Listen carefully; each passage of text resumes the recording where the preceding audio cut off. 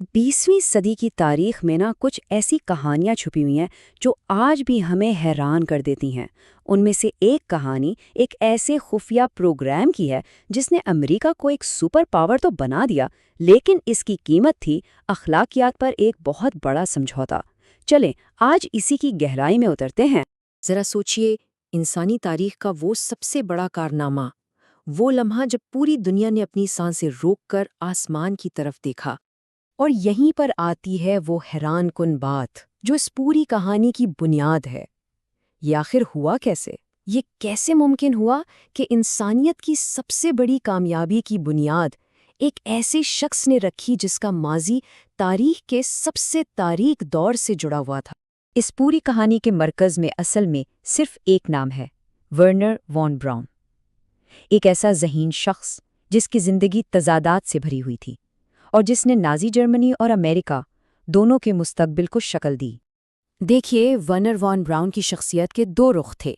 ایک طرف تو وہ راکٹ سائنس کا بے تاج بادشاہ تھا جس نے V2 جیسا انقلابی میزائل بنایا، لیکن دوسری طرف وہی شخص نازی SS کا ایک آفیسر تھا جس کی فیکٹری میں کنسنٹریشن کیمپ کے قیدیوں سے غلاموں کی طرح کام لیا جاتا تھا۔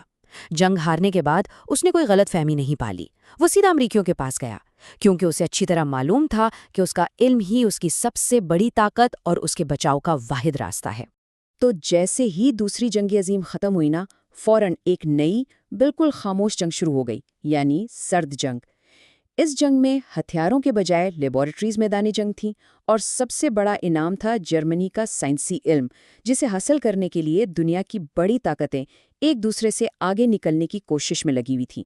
ہر ملک کا طریقہ بالکل الگ تھا۔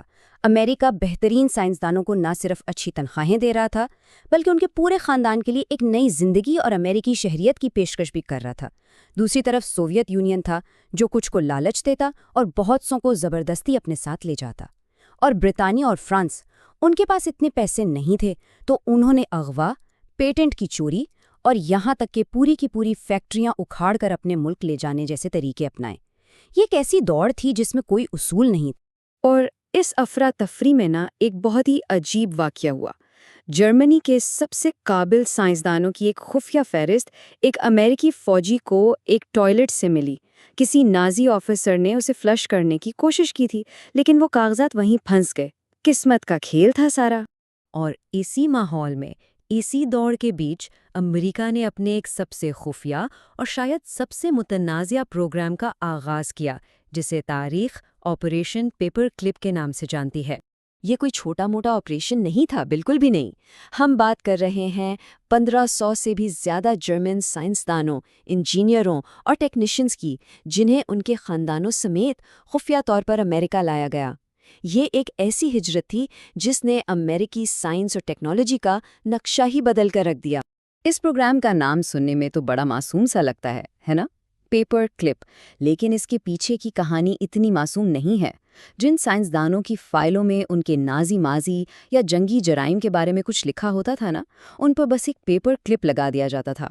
یہ امیگریشن والوں کے لیے ایک اشارہ تھا کہ ان تفصیلات کو نظر انداز کر دیا جائے۔ تو یہ عمل چلتا کیسے تھا؟ بہت سادہ تھا، لیکن اس کے اثرات بہت گہرے تھے۔ پہلا قدم، ایک قیمتی سائنسدان کو ڈھونڈو۔ دوسرا قدم، اس کے ماضی پر ایک پیپر کلپ لگا کر اسے صاف کر دو۔ اور تیسرا قدم، اسے امریکہ لے آؤ تاکہ اس کی ذہانت سے سوویت یونین کے خلاف فائدہ اٹھایا جا سکے۔ شروع میں تو یہ سب کچھ پردے کے پیچھے اتارا، لیکن پھر 1946 میں جب یہ خبریں باہر آئیں تو سمجھ لیں کہ پورے امریکہ میں ایک طوفان کھڑا ہو گیا۔ اور اس پروگرام کی مخالفت کرنے والے کوئی عام لوگ نہیں تھے۔ ہم بات کر رہے ہیں البرٹ آئنسٹائن، سابق خاتون اوول ایلینور روزویلٹ، اور ان فوجیوں کی جنہوں نے خود نازیوں کے خلاف جنگ لڑی تھی۔ یہ سب اس کی مذمت کر رہے تھے۔ ان سب کا بنیادی اعتراض بہت واضح اور تکلیف دہ تھا کہ ایک طرف تو امریکہ ان لوگوں کو پناہ دے رہا تھا جنہوں نے نازی حکومت کے لیے کام کیا تھا، اور دوسری طرف وہ لاکھوں لوگ جو نازی کیمپوں سے زندہ بچ نکلے تھے، ان کے لیے امریکہ کے دروازے بند تھے۔ یہ کیسا انصاف تھا؟ لیکن امریکی حکومت کے لیے یہ اخلاقیات کا سوال تھا ہی نہیں، ان کے لیے یہ قومی سلامتی کا معاملہ تھا۔ ان کی نظر میں سب سے بڑا خطرہ یہ تھا کہ اگر یہ ذہین دماغ امریکہ نہ آئیں تو سیدھا ماسکو چلے جائیں گے اور سرد جنگ میں امریکہ پیچھے رہ جائے گا، اور آخرکار اسی ایک فوجی دلیل نے تمام اخلاقی اعتراضات کو دبا دیا۔ تو سوال یہ ہے کہ یہ سودا، جسے کچھ لوگ فاسٹین بارگین یعنی شیطان سے معاہدہ بھی کہتے ہیں، کیا یہ امریکہ کے لیے فائدہ مند ثابت ہوا؟ اس کی میراث بھی اس کی شروعات کی طرح ہی بہت پیچیدہ ہے۔ اب اس بات میں تو کوئی شک نہیں کہ ان سائنسدانوں نے امریکہ کو بہت کچھ دیا۔ چاند پر پہنچانے والا سیٹرن 5 راکٹ، امریکہ کا پہلا سیٹلائٹ، یہاں تک کہ جدید طیاروں کے ڈیزائن بھی انہی کی وجہ سے ممکن ہوئے۔ لیکن ہر سکے کا ایک دوسرا رخ بھی ہوتا ہے۔ انہی میں سے کچھ سائنسدانوں نے ایجنٹ اورنج جیسے خطرناک کیمیائی ہتھیار بنانے میں بھی مدد دی، جس نے ان گنت زندگیوں کو تباہ کر دیا۔ اور آج مورخین یہ سوال بھی اٹھاتے ہیں کہ کیا یہ سب کچھ واقعی ضروری تھا؟ وان براؤن جیسے چند ناموں کو چھوڑ دیں تو زیادہ تر سائنسدان اوسط درجے کے تھے، اور بہت سے ماہرین کا خیال ہے کہ امریکی سائنسدان خود بھی یہ سب کر سکتے تھے، شاید تھوڑا زیادہ وقت لگ جاتا۔ یہ کہانی ہمیں ایک بنیادی سوال پر لا کر کھڑا کر دیتی ہے، کیا قومی سلامتی اور سیاسی مفاد اتنے اہم ہو سکتے ہیں کہ ان کے لیے انسانیت کے خلاف کیے گئے جرائم کو بھی معاف کر دیا جائے؟ یہ ایک ایسا سوال ہے جس کا جواب آج بھی دنیا بھر کی حکومتیں تلاش کر رہی ہیں۔ شاید اس پوری کہانی کا نچوڑ ورنر وان براؤن کے انتقال پر لکھے گئے ان جملوں میں ہے کہ وہ ایک ایسا شخص تھا جو علم کی پیاس میں اس قدر ڈوبا ہوا تھا کہ اس کے لیے کوئی بھی قیمت، کوئی بھی سمجھوتا جائز تھا۔ یہ الفاظ صرف وان براؤن کے نہیں بلکہ پورے آپریشن پیپر کلپ کی بے چین کر دینے والی میراث کی عکاسی کرتے ہیں۔